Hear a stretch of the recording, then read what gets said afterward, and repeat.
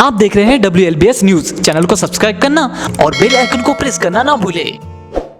क्या सारणी में जब मैंने देखा सब उजड़ा चमन दिख रहा था। ये हकीकत है। जो हमारे सारणी के लोग जो देख रहे होंगे उन्हें बुरा नहीं मानना चाहिए। आज से 10 साल पहले जब मैं कई बार यहाँ आता था तो देखता था कि काफ़ी यहाँ पे चहल पहल होती थी। चहल पहल तो है, लेकिन कुछ ना कुछ यहाँ पे जो हरियाली है, पेड़ों को भी पत्ते, हालांकि बसंत ऋतु है तो सूखते ही हैं, लेकिन फिर भी यहाँ कहीं ना कहीं मुझे बेरोज़गारी नज़र आ रही है। बहुत सारी यूनिट बंद सी हो गई है और प्राइवेटीकरण हो रहा है। और मैंने तो ये भी सुना है कि यहाँ कोल माइंस जो है शायद वो भी चाइना के लोग यहाँ पर बनाने वाले हैं।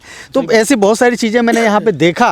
तो आप युवाओं की ओर से आपको क्या नज़र आता है इस सारणी में? ऐसा क्या हो गया है जिसके कारण हम देख रहे हैं कि आप लोग उसके मुद्दे को लेकर युवा यहाँ आगे भी नहीं आ रहा है? नमस्कार दोस्तों, मैं देवेंद्र नामदो आप लोगों को धन्यवाद देना चाहता हूँ कि आज हमारी बात वी लव डॉक्टर अम्बेडकर के माध्यम से रखी जा रही है। और सबसे बड़ी बात यह है कि आज जो सारणी का जो हाल हुआ है, जो पातागढ़ा का हाल हुआ है, ये हाल हुआ है। आज हमारे यहाँ जितने भी हमारे राजनीतिक नेता लोग हैं, इनकी जो दृष्टि है ये सारणी से विलुप्त हो गई है। क्योंकि इन्होंने जो पैसा कमाना था, जिसको सोने की चिड़िया बोला जाता था सारणी को कुछ साल पहले, यहाँ ओटी होती थी, यहाँ जब पेंशन आती थी, आज धीरे धीरे इसको लुप्त किया जा रहा है क्योंकि लोगों ने पैसा कमा चुके हैं। अब यहाँ जो बचे हुए लोग हैं, जो रिटायरमेंट लोग हैं, उनके भरोसे पे ये जगह चल रही है। और जो रोज़गार की बात है दोस्तों, तो रोज़गार जो गवर्नमेंट के जो आज बड़े बड़े जो फैसले होते हैं कि पावर हाउस को बेच दिया जाए या हमने अमानी अदानी को जो पावर प्लांट दे दिया जाए, तो उसके कारण यहाँ पे जो पावर प्लांट में जो खपत होना चाहिए वो नहीं हो रही है। और धीरे धीरे अगर यहाँ की जो पॉपुलेशन है, यहाँ पे जो एम्प्लॉय थे, जैसे 13,000 पहले एम्प्लॉय थे WCL में और 5-10 हज़ार के करीब MPB में थे, ये 2-2.5 हज़ार बच्चे हैं।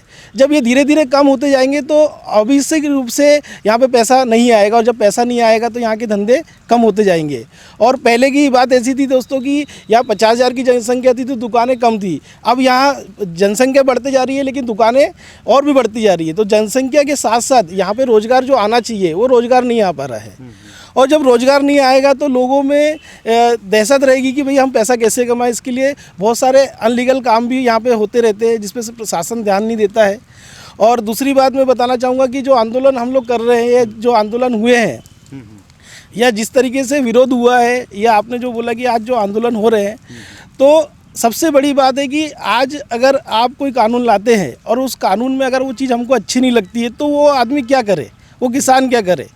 आप बड़े लोग जैसे कंगना रनावत जी ट्वीट कर देती है ना, पूरा देश उसको मान लेता है, सुन लेता है, लेकिन एक आम आदमी, एक किसान अपनी बात को रखने के लिए क्या कर सकता है? तो सिर्फ वो कर सकता है आंदोलन।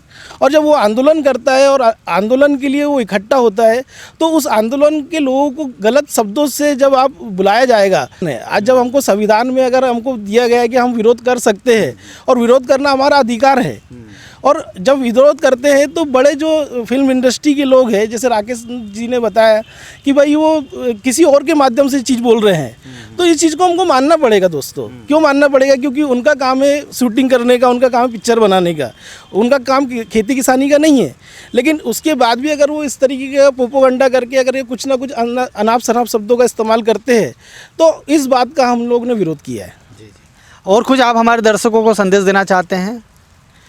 दर्शकों को मैं संदेश देना चाहता हूं कि आज जो हमारा समय है, आज जो रोज़गार नहीं मिल रहा है, तो इसके लिए कुछ कानून होना चाहिए। और रोज़गार के लिए हमारे मुख्यमंत्री जी को, हमारे प्रधानमंत्री जी को कुछ करना चाहिए। क्योंकि अगर रोज़गार नहीं रहेगा तो हमारा जीवन यापन करने के लिए हमको बहुत परेशानी आएगी। उसके कारण कहीं ना कहीं कानूनी व्यवस्था बिगड़ेगी और लोग असामाजिक कार्य करते रहेंगे। तो इसके लिए हम चाहेंगे कि रोज़गार के लिए कुछ ना कुछ किया जाए। आखिरी में राकेश जी, आप कुछ कहना चाहेंगे? आखिरी संदेश मेरा यही आखिरी संदेश है कि मैं इस क्षेत्र में पला बड़ा हूँ, और आपके चैनल के माध्यम से जो इस वीडियो को देखेंगे तमाम दर्शक, खासकर सारणी क्षेत्र के दर्शक, कि इस क्षेत्र के अस्तित्व को बचाने के लिए, सारणी के अस्तित्व को बचाने के लिए हमारा ये आह्वान है कि जब भी हम सड़कों पर इस क्षेत्र के अस्तित्व को बचाने के लिए, यहाँ पावर प्लांट नई यूनिट लगाने के लिए, कोल माइंस खोलने के लिए, सूखाडाना खगाडाना में जो उद्योग धंधे आने वाले हैं, पिछले 15 साल से यहाँ भारतीय जनता पार्टी के नेता लोग पेपर पे फोटो छपा के कहते हैं कि उद्योग रोजगार आएगा, रोजगार आएगा, रोजगार आएगा। तो उस रोजगार को साकार मूर्त देने के लिए हम जब भी आंदोलन करें, मैं आप लोगों से हाथ जोड़ कर निवेदन करता हूँ कि इस क्षेत्र को अस्तित्व बचाने के लिए आप सड़कों पर जरूर आएंगे और हम अपना अधिकार लेके रहेंगे। चलिए राकेश जी और नामदेव जी, आप दोनों ने हमें समय दिया, उसके लिए बहुत बहुत धन्यवाद।